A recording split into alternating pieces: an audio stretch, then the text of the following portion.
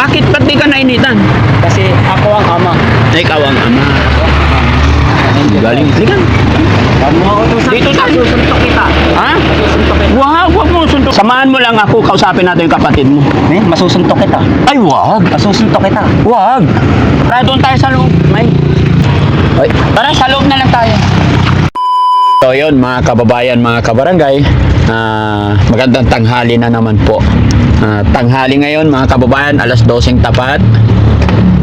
Kung naalala nyo po si teacher na may 4 na anak, at nung na-vlog natin, talagang maraming naawa about doon sa anak na bunso na si John Paul. Talagang kinaawaan ng marami dahil sa kanyang murang edad ay napakabigat po ng problema na nakaatang sa kanyang balikat. Bakit ko po nasabi yon? Kasi nung time na nakausap ko sila, yung dalawa niyang kuya ay na-depress na rin.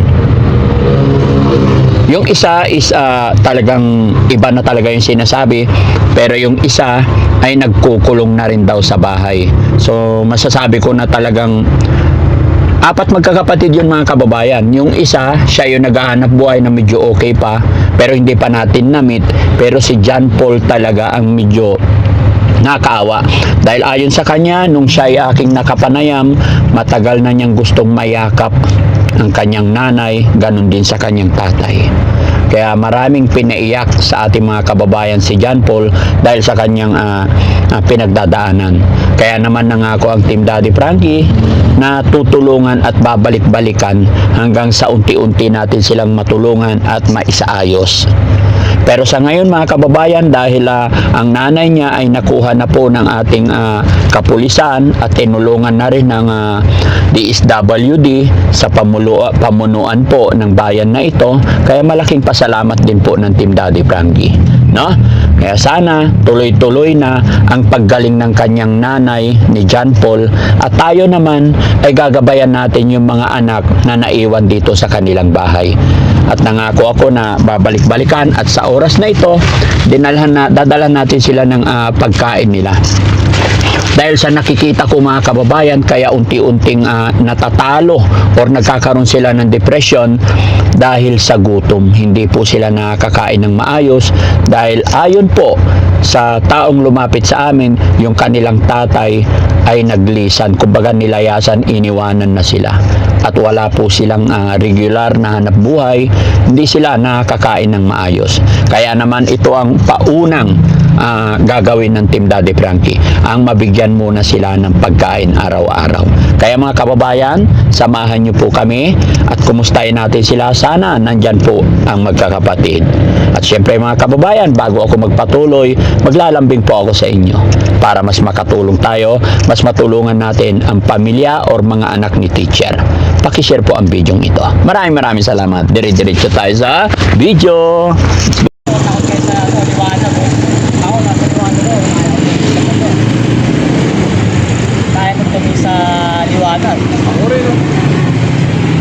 Papakain niya sa akin pero wag niyo ibibigay sa akin, mama. Oh, hindi ko ibibigay sa'yo. Papasyalan ko lang yung bunsong kapatid. Nandiyan ba siya? Siya. Wala. Nasaan? Sa school. Ba't ka nagpapaaraw?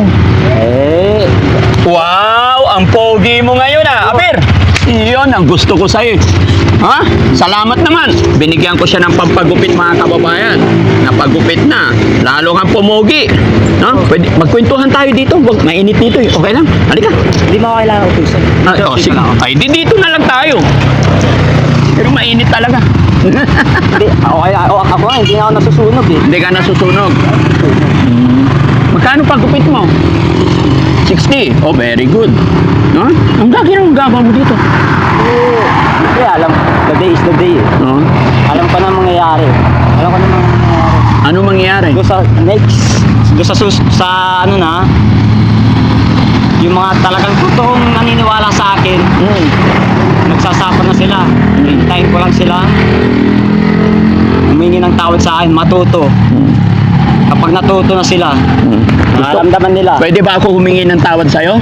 Hindi. Pero dito, kasi mainit dito. Hindi pwede. Hindi mo kailangan utusan. Mainit mainit sa puwit. Hindi nga ako nainitan eh. Bakit? Ba't di ka nainitan? Kasi ako ang ama. Ikaw ang ama. Galing. Halika. Huwag mo ako utusan. Dito tayo. Susuntok kita. Ha? Susuntok kita. Huwag mo suntukin. Kamay lang, kamay. Ayun, dito tayo. Halika. Ayan. Dali. Halika, dito tayo. Pupunta ako dito sa bahay. Punta mo yung kapatid mo, ha? Sige. Susunod yan.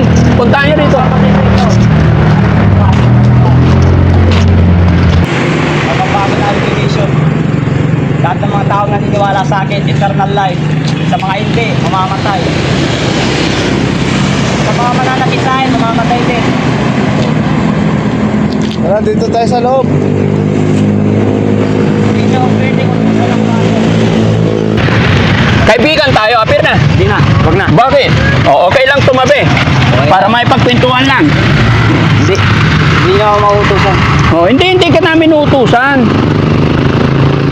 Yun na yun, papakita ko pa yung nangyayari sa ano, Patingin. sa kabilang ano. Tayo nyo maniwala. Nangyayari na sa kabila, yung mga tao ko nandun sila ngayon para magsisi sila. Yan no. Binabagyo ng ano. Nabasag na yung cellphone mo, no? Talaga okay lang. Ba't nanginginig yung kamay mo, bro? Anong nararamdaman mo? Kumain ka na? Kumain na ako. Anong kinain mo? Ano, saging. Saging? Oo. Saging tas tubig. Okay. Okay na yon. Dapat kumain ka rin ng kanin. Ako, kasi tanong nyo pa sila, kumain na. At itong katawan na to, nakakain na to ng karne. Oo. Nakakain na to ng karne, kita nyo, nagpagupit na ako. Oo. Kala nyo, nawala yung lakas ko. Hindi naman, di ba? Hindi naman. Hindi naman. Kasi, ang totoong ama, andito na. Kasi, ako, kayo na ano, maliligtas kayo talaga. Oo. Maliligtas talaga kayo. Ang pinaka talagang kalaban dyan. Si Demon God. Kasi, Jesus, Baka kunin ng aso yung pagkain doon, Si- yung Jollibee. si- Ilapag ko sa lamis. ang pangalan niya si Jesus Mikael Mm-mm. Satanas, aka. Yung isa mong kapatid, nandiyan sa taas. Oh, pero di nyo sila ano, kinakainin nyo pa sila. Okay lang. Okay lang pakainin namin? Okay lang.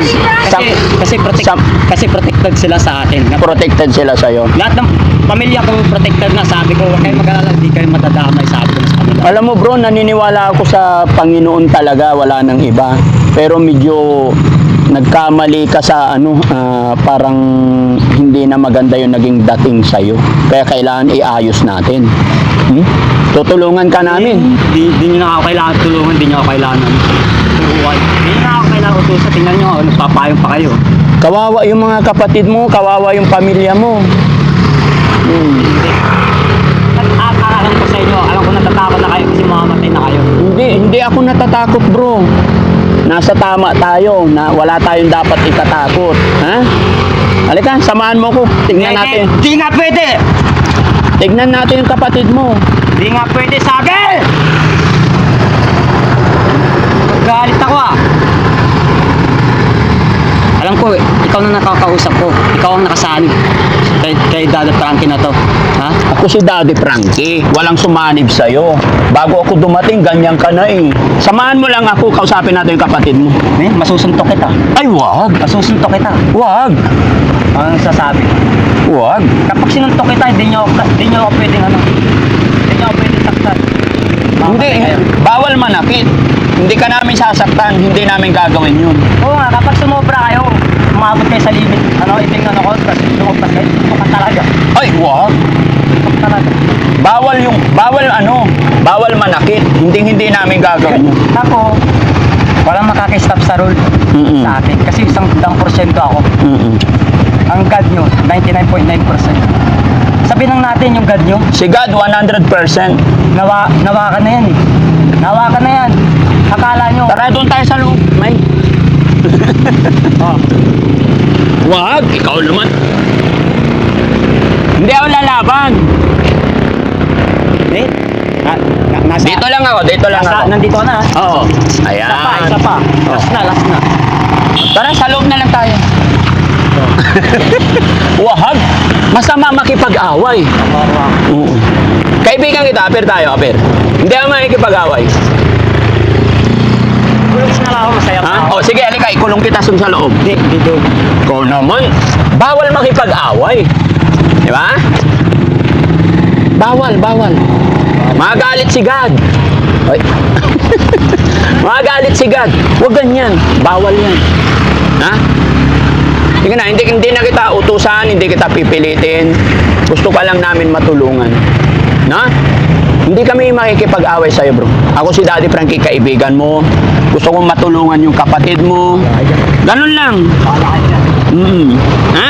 Huwag kang magalit sa akin. Pasensya ka na. Ha? Magkaibigan tayo. Okay?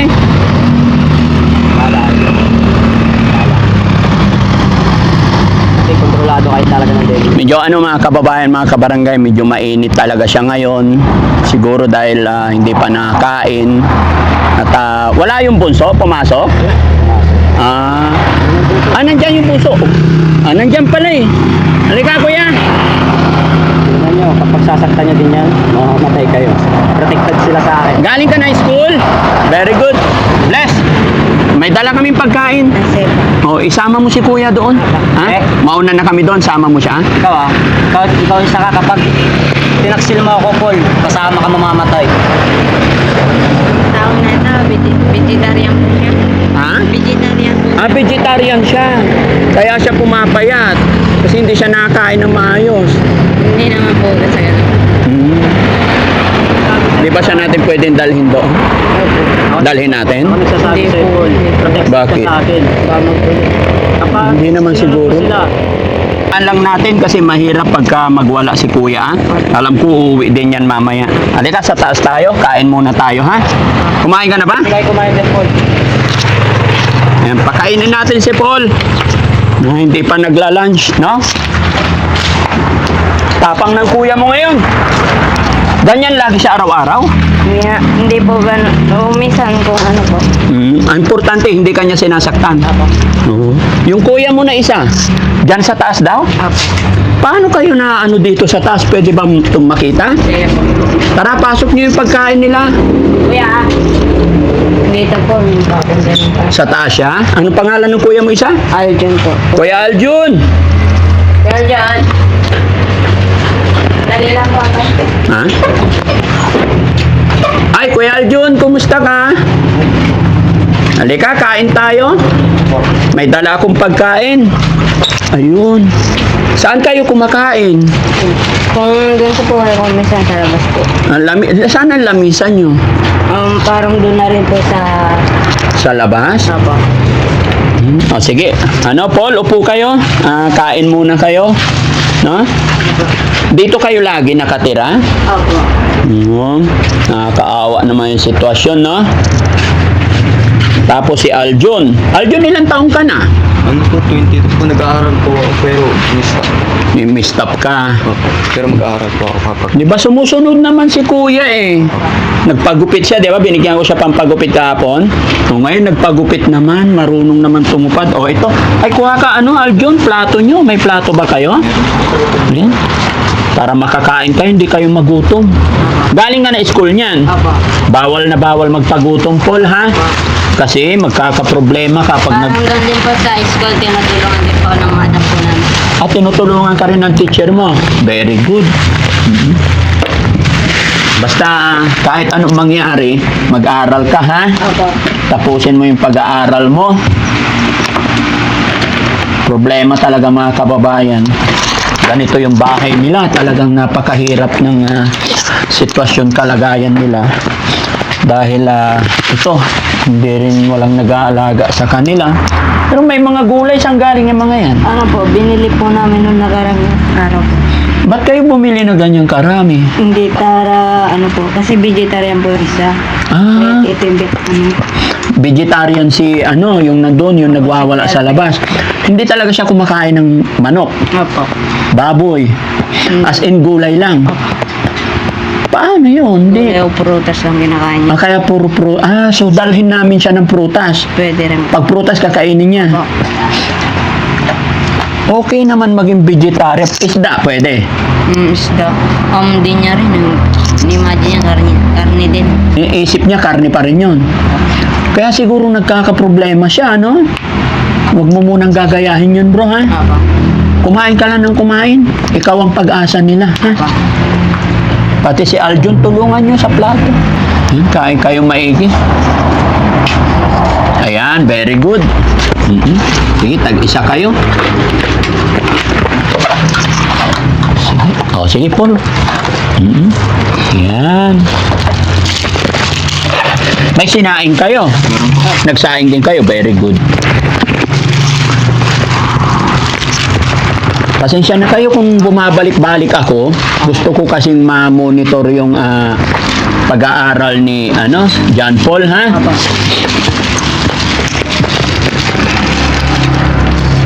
Ito ulam nyo. Kuha ka, kamay mo na lang. Yan. Hindi pala kumakain si Polibic. Ano pangalan? Polibic? Apo. Oo. Yan mga kababayan, ito po yung 4 na magkakapatid, pero wala yung isa. Siya si John Paul, si Aljon, tsaka yung nasa labas, yung matapang, si Polibic. Anong pangalan naman yung isa? Kuya RJ po. RJ. Yan, unti-unti ko na kayo nakikilala. Salamat sa Panginoon. Sige, kain lang. Ayun, drinks. Pahiram. Oh. Ilagay ko muna to dito. Sige, kain lang kayo. Huwag kayong mahiya sa amin, ha? Apo. Tingnan nyo mga kababayan, kung hindi pa tayo dumating dito, wala pa silang ulam, wala pang pagkain si John Paul, nakakaawa. Mag-aalauna na po mga kababayan. Kaya napakalaking bagay po na napapasyalan natin tong magkakapatid na to. Pag may pagkain dyan, Paul, kain ka marami, ha? Para lumakas ka.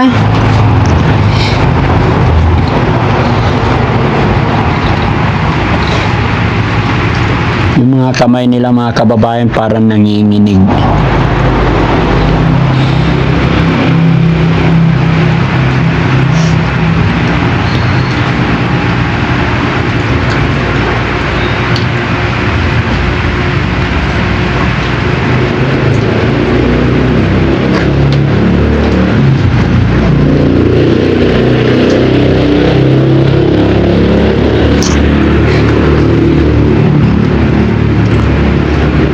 Maganda siguro pag walang pasok, pasyal si John Paul sa shelter, no?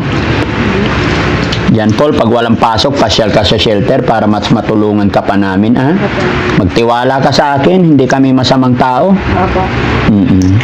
Gusto kitang tulungan, anak. Gusto ko makapag-aral ka. Kahit isa lang, mga kababayan.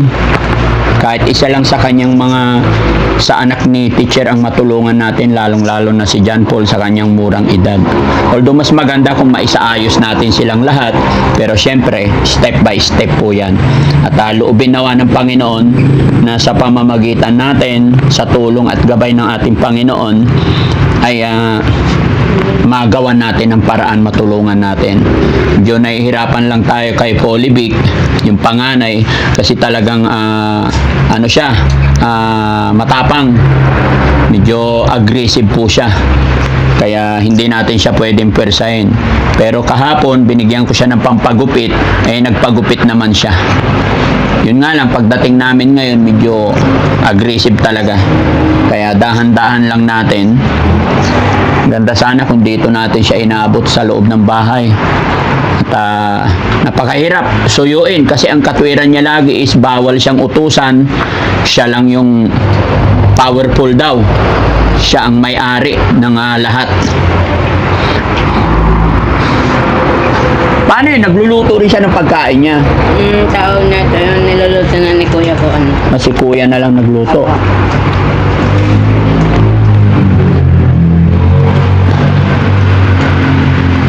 Mamaya mga kababayan, pagkatapos kumain, kausapin natin si Kuya Aljun kung paano niya inaalagaan or paano nila kaya pinapakain si Polibic. Kasi ayon kay Paul, vegetarian. Pero syempre, sa hirap ng buhay, di ba?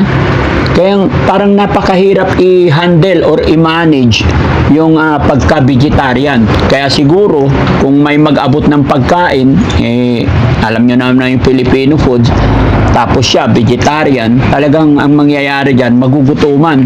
Kaya tapos basa lang siya ng basa, basa lang siya ng basa ng Bible, no? Dito lang siya sa loob, nagbabasa lang. Nandiyan na siya? Andun pa rin sa labas? Doon siya sa labas talaga. Hindi raw siya nakakaramdam ng init.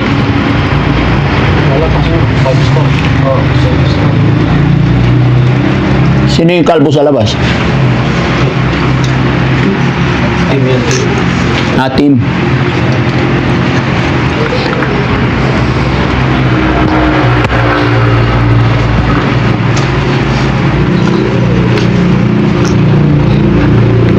Sino nagsaing? Ikaw, Aljon? Tignan nga natin habang kumakain sila. Tignan natin yung mga kababayan. Pakita ko sa inyo yung tirahan nila.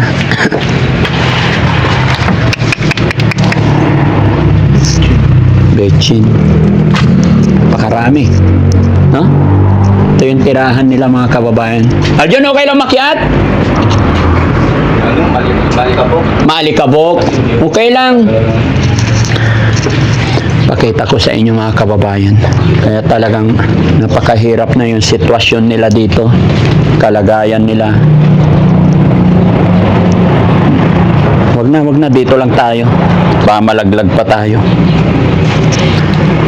Ito yung sitwasyon nila, mga kababayan. Talagang wala nang nagmamanage. Wala nang nag-aayos. Mahirap pa nito, mga kababayan. Baka magkasunog. Wag naman sana. Baka magkaroon ng problema kasi nakatambak na ang lahat. Na? Ito.